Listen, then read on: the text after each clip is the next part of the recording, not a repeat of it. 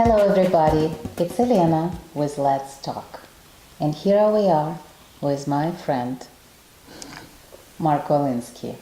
So many people go for doctors, for psychologists to talk about some problems. My opinion is different. I'm from Ukraine with mentality of USSR, and we used to not to have doctors, psychiatrists. So what we did, we just go to see your friend and we discuss problems, happiness, we share some stuff. And over 5 minutes, instantly you have turned off your mood from down to happiness. I'm glad that by living in America for 12 years, I kept that ability, and I still believe that the best therapy is your best friend. So you're my best friend, and thank you. And I know you for 12 years or something. Oh, wow. And I love you as a man, and you are a great person with integrity and with a lot of knowledge, and I trust you. Thank you. That's why I would love to talk with Mark today. And this is not about promoting something or offer for you guys something, because it's just for you example how people can resolve situation on their own. For example, like we do. Right. So we love to talk about so many stuff. So, and when I saw you when you walked in, I noticed you were a little bit down. So what it was? Well, I don't know. I think I just, there's so many things I want to get done, and not always getting to them. So, I like to accomplish things, and so I get very frustrated. Not very frustrated, it's frustrated enough that what's on my mind, I'm not doing it all at once. Does that make sense? So you're worried about that you cannot accomplish in the short time too many things? There's a lot of things to accomplish, and instead of picking one at a time, they're all in my head at once. And so that's what was going on this morning. Oh, I'm glad you can accomplish everything. For example, thank you for accomplishing at least today's interview. We made it today. Yes, we made it today, finally. Actually, we've been meeting like this many times, and we had very beautiful and very interesting conversations. So, and I do this frequently with my friends. So somebody told me many times, Elena, you should tape it, and everybody would love to listen to what you're talking about. So that's why we're doing that, guys. And we're talking about things what interesting us. But if you will be interested, I will be happy if you will go on website, elenabermangroup.com, and you will ask questions, what you want to know, and do some feedback about our conversations. Okay, anyway, scientists are full with facts and people full of opinions. But my Very way, true. yeah, but my way, I don't care about all of those. All I right. just like a person who I love to talk to, who I trust, and I'm ask personal questions. Okay. My question is because I know you can answer. Do you remember we started to go on those events in Hollywood? And Oh, yeah. That red carpet, do you remember? Absolutely. And what do you think? What do you notice? Relationship when you establish right away there between man and woman, does Right. it help you, to grow? I mean, everybody go network there. It's different for me because I come from a medical background. So a lot of things before, social engagement before, had a lot to do with doctors and more scientific and overall extremely boring. And so a lot of the red carpets, you know how strongly I believe in marketing and public relations, and networking is part of that. So I enjoy the social interaction of just getting out and going to these particular events. Again, coming from a different background, I accomplished so much early in my life, and now I'm in a different career. So I look at this differently. I see a lot of people positioning themselves to be on the red carpet that really are doing it more for, I don't know what they're doing it for. I think it's more for fun for themselves or something like that. For sure. But they're not necessarily in the movie industry, or they never really will be. They just want the attention. They want the photographs. At the same point in time, I don't blame them because they're out having a good time with their friends. But again, coming from my different background in medicine, the red carpet to me was always a more prestigious thing that had to do almost like the gala before the gala, where the celebrities or the VIPs would come out and, well, they'd have, it was their type of marketing, but they had something that they were promoting. They had a movie. Or they had their reputation being promoted or some type of a project. And I don't want to be mean about it, but I think a lot of it's turned in more to a lower level circus. And I don't hold it against the people per se, because they're out having a good time. But I think that, again, from my viewpoint, maybe a little bit more traditional, it's taking away from the glamour and the significance of what the red carpet was there or meant to me in the first place. It's a very interesting point. My opinion as well, similar to yours, but what I notice, it's like, like rehearsal. Some people doing like rehearsal, how they would do on the bigger gala. Well, I actually agree with that. I can see that even for myself, again, with coming from a different background, I was not used to all this. And so as I started getting more and more invited to the red carpets, it's exactly what I saw it as. It's a rehearsal and an understanding so that when you, let's say, get to the big times or the bigger times, you don't make a fool of yourself. You're at least practiced. Yeah, it's a great idea. That's why actually well-known Hollywood about practicing and go for it and don't think about it. It's no different than, I forget what it's called, but where women would go and learn how to hold a teacup or make a setting or be proper in balls, or people would learn to dance behind the scenes so that when they went to the proper social event, etiquette, they had an etiquette course first. Yeah. So the manners were already there. Because you can see a lot of people that are newer to the red carpet. They're not experienced in Yeah, it. you can But see it at the right same away. point in time, I also see some, the people with the clowns with the peace signs and the gang signs, and I'm going, well, maybe, yeah. It's not necessarily my style, but it's theirs. They're having a good time.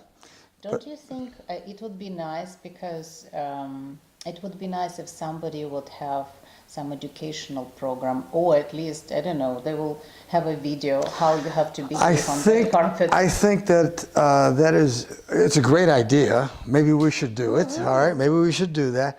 But I also think it's a job in Hollywood. There's a thing called a publicist that gets their clients out there. It's not the job of the agent. Maybe it's the job of the manager, but I think it's truly the job of the publicist to prepare the public or their client, how to properly behave on the red carpet, how to position themselves, how to get proper pictures, and then even after that, how to use it so that it just doesn't become common. I think, especially even with things like Facebook, things are getting, you get on the red carpet, your picture's all over Facebook, and it's becoming too common. Yeah. That's just me. It's losing, it's losing the significance, like I said, yeah. So even myself, I try to pick and choose the events that I go to. I don't go to as many events that I did in the past. But it can be a very good practicing ground for the bigger and better stuff. So it looks like you started, and I have a feeling about that you started to go on the red carpets to go away from your previous life, and it's like a transition. You're trying in order to uplift yourself, to feel better, and then you will figure it out what to do next. Well, because I know you're multi-talented. Thank you. You're doing great pictures, and you're an actor, you're a producer, you're a marketer. It's unbelievable. Yeah, I'm trying to figure out what I want to do when I grow up. But in the meantime, I'll have a good time. But, I think it wasn't something that I did so much to get away from what I used to do. That came as a decision that I just didn't want to do medicine anymore. although it's very interesting, I'm going to get my lifetime membership in the Academy of Ambulatory Foot Surgery, foot and ankle surgeons, and I just talked to them again. I don't use it. I'm not licensed anymore, but I'm going to go back on the lecture circuit, and I just came up with a couple of weeks ago. I think I may actually go back to China and teach again. I think you because should. I don't need an American license to teach there. I need to be invited. So the skills haven't gone. I haven't forgotten. So I might do it for fun, start traveling the world again, teaching foot surgery and lecturing a little bit, both on marketing for practices, how, change of life would be, when you leave the practice, as well as the things that I've seen on the outside now. Yeah. That I think medicine should still go forward. But it's just more or less like we're having now. It's going to be enjoyable conversation with a different group of people from time to time, but still doing the producing and acting, and the photography is taking off. That's what I'll dedicate most of my life to now. Nice. Let me ask you another question. You've been through divorce. What made you stood up and don't lose yourself, don't go cuckoo or depressed? Or maybe you did, so could you tell me your experience about that? A lot of people may say I've gone cuckoo or started out that way in the first place, but I was never really depressed about it. I've always seen life as to what you can create for the future. So I never put any regrets to the past. Maybe it's just something I learned as, even as a child, where you see aunts and uncles or people die, you realize there's somebody that you loved that was a big part of your life, but it isn't there anymore. So for lack of a better thing, you carry on with the memories or whatever they taught with you, but you don't get stuck in the past. You appreciate them, and you appreciate and hopefully understand, or if you didn't understand, you couldn't appreciate. I think understanding comes first, what they contributed to your life. And that you carry with you. And you show respect to the past with a creation for the future. So that's just how I do things, no matter what it is. People come and go, and pets come and go out of your life. You can't sit there, and in my opinion, and be depressed about it. You're putting too much emphasis on somebody that's not you. You can lose yourself, and that's where the confusion and the cuckoo comes, or you find yourself, oh my God, all of a sudden I've got to do I've got to get a tire for my car if you're a woman, or if you're a man, I've got to cook or make the beds, whatever the traditional roles were for you in that relationship. And it's nothing to get crazy about in my mind. It's just, that's what you've got to do. I used to live in Chicago, and if it snowed, I had a shovel. End of story. I didn't get miserable that it snowed. Right? I sent her out to do the shoveling. That's actually something I've always, even as a kid, because I grew up in upstate New York in the snow belt, and getting out there with a shovel, I always liked physical exercise, and especially at night when it was very, very quiet. So I just liked being out there alone in the quiet night. And so for whatever reason, in Chicago, I had a driveway that was 100 feet long, and I could have gotten a plow to do it, but it was almost like my therapy to just get out at night and just say, let's do this driveway. It hurt the next day, but it was That's fine. right. Barrymore said, grandfather Barrymore, he said, if you have argument with your wife or with husband, take the hat and go for a walk. So Taking for great exercise. one of the best therapies in life is go take a walk. Yes. It's and what people don't realize, as they take a walk, all of a sudden their problems are going to be building up, and then they're going to go, why am I on the stupid walk? That's the point you have to continue to walk.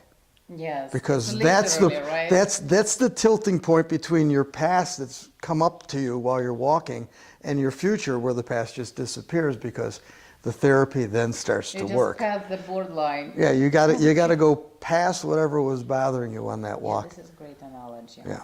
So what do you do to feel better or to feel good? I do a lot of walking. I do a lot of walking, and whether it's to go get coffee, or I live in Marina del Rey, so I'll go for a walk on the pier or walk on the beach. But I tend to what I call exteriorize. People get depressed when they look internal too much, or they try to solve things too much. I think that's and not to insult anybody, but it's my personal opinion, that's the problem with meditation. You sit there and internalize. What I do is externalize.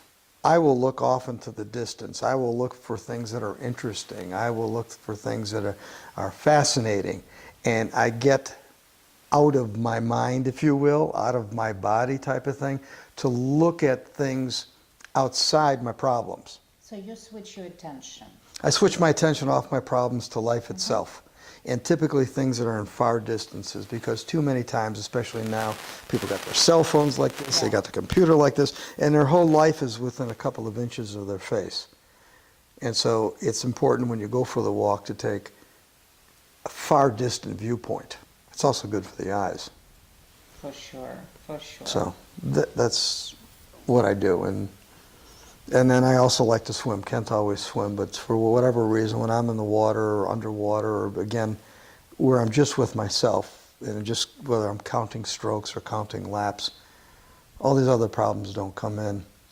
And then there's one other thing for the audience, and I've given advice. There's only really two questions in life, and the rest is all a detraction.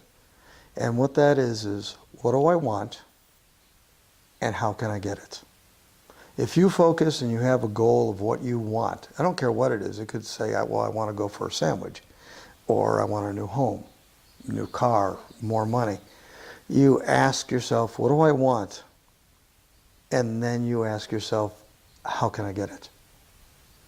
That puts your mind towards solutions to your goals, as opposed to problems as to why you're not reaching them. Great. Now I know your recipe, thank you. It's a simple one. Oh yes. You know, everybody has own recipe, and it's not a final recipe for everyone. You just have to shop around, right? Like you go in the store and try on something and you don't like, you just put it back. Right, it's a little taste of life. And you either you decide that's good for you or it's not good for you. You don't dwell on it, and you don't. I also have a habit that if people don't make me feel good, I politely leave them alone. Great, I do the same. I just Politely, no hard feelings. keywords. That's right. Politely. It's like, yeah, I don't let them get upset or their negativity or their confusion run into my life. Great. I love our conversation. And I think we can interrupt ourselves right here. And if you like what you heard or you have any suggestions, please go on elenabermangroup.com and leave your feedback or maybe questions for the Mark as well. And I will see you next time. Thank you.